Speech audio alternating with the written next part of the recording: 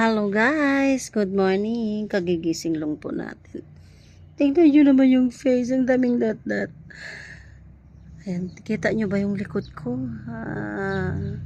Love na love ko yung flower plants na yan. Talaga lang. Inaalagaan ko talaga yan. I hope tumami siya or tumaas pa siya. At tumami. Kasi gustong gusto ko yan sila mga halaman na yan. Ayan guys. So, nilaan ko na lang yung stress ko sa paghahalaman. Kaysa magmukmok or mamaga na yung mata natin sa bigla ka na lang iiyak, maisip mo yung mga bagay-bagay na hindi mo inaasahan mangyayari sa buhay mo. Well, anyway, ganun talaga. Diba? Nice one. Nice flowers. Nice plants. Ayan guys. Oh. Sa likod ko, nakapaligid yan. Lahat ay aking mga halamanan. So, yan na lang pinagtutuunan ko ng pansin.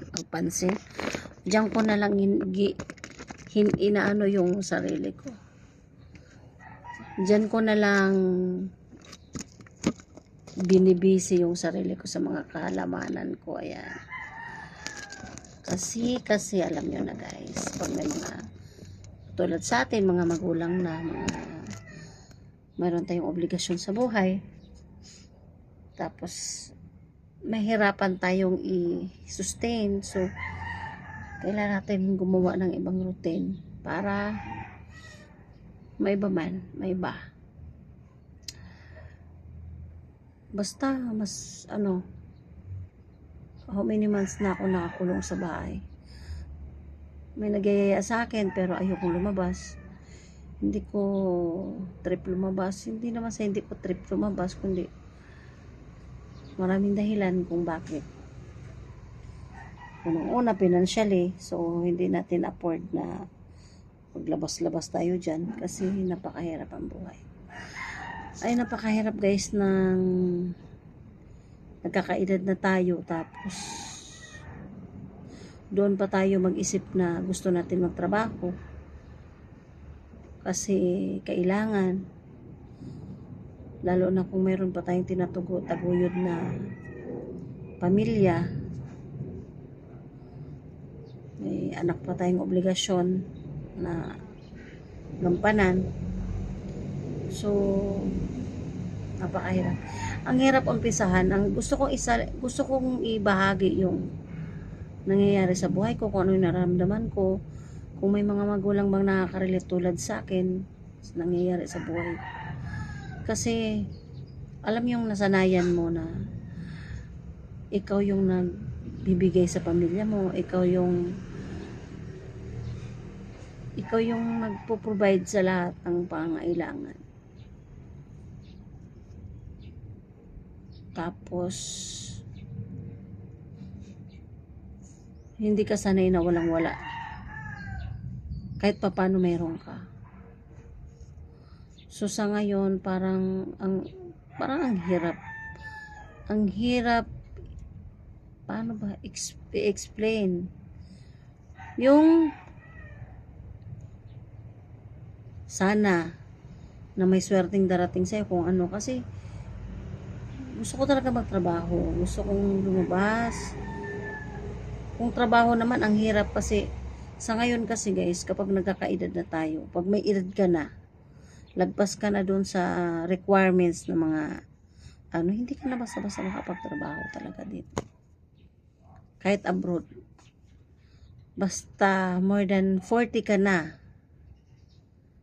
mahirap ng kung wala ka pang nasimulan. Kung nasa abroad ka na nagsimula o pabalik-balik ka na, okay lang yon.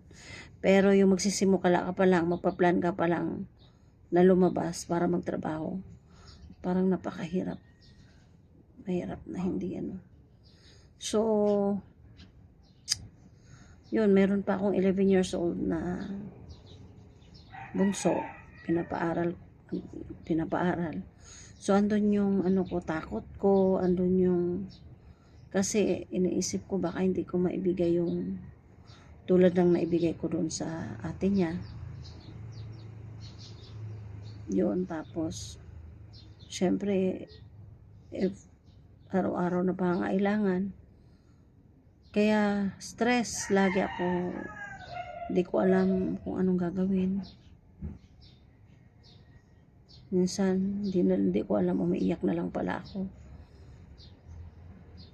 Sa social media, pinupokus na lang yung sarili ko sa online, nakikipag-usap. Kahit hindi ka okay, kailangan mo maging okay. Kunyari okay ka, pero sa loob mo hindi. So hindi ka nakakatulog. Kahit anong pilit mo, pikit sa mata mo, hindi ka nakakatulog kasi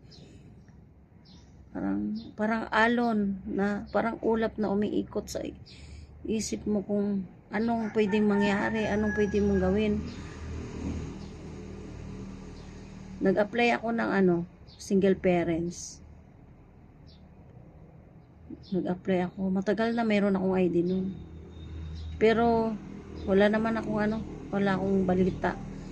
Or sinubmit ko, sumama ako doon sa single parents sa pag-submit. Nang dahil siguro doon sa apelyido ko, kasi sabi nila every time na ko dahil sa apelyido ko, hindi ako basta-basta maapurbahan. Ano bang magagawa ko? Dala-dala ko yung apelyido ko, hindi ko naman pwede burahin yun. Yun. Basta guys, dandahanin ko lang yung sarili kong i-update sa inyo. Gusto kong i-share sa inyong lahat kung common ba or mayroon ba akong makarelate sa nangyayari sa akin, sa nararamdaman ko. Kasi ang hirap, napakahirap. Lalo na kung okay lang siguro kung mag-isa ka na lang, wala ka na obligasyon. Kasi bahala na, 'di ba? Kasi pag mayroon kang obligasyon, hindi mo pwede sabing bahala Kasi obligasyon niya, 'di ba? Basta. Pero walang naniniwala, guys, na may problema ako na ganun kalalim yung problema ko. Or depressed ako, stress ako. Wala. Bakit ganun? Kailangan ba magtupong na imong tiil para mo tuo sila nga na kay problema daghan? Diba? Siguro, ilan amang gyud do, no? Dili man gyud ka makita sa tao kung naapa ka. Kung nakita ka nila nga, okay ka naman. Kinsa may nag-ingon nga na kay problema, di ba? But anyway, see you again guys. Basta magaganda halaman ko.